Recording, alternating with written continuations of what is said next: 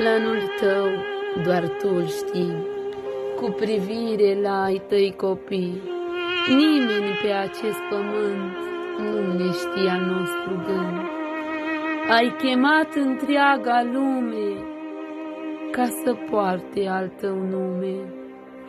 Însă nouă nu ne place să împlinim ceea ce-ți place.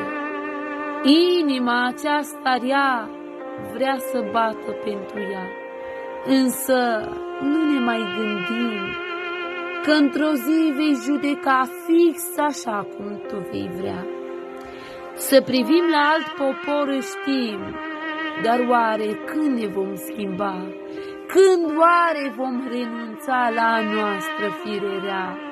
Noi ar trebui să știți să luptăm ca niște sfinți, să împlinim ce este scris ca să avem parte în paradis.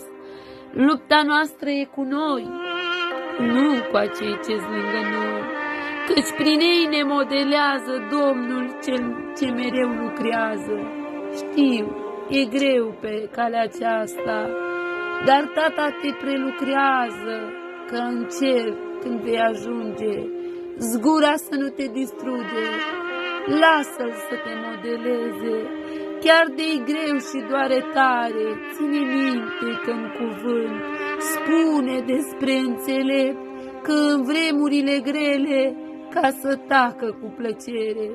Ziua Domnului vine și va fi și pentru tine.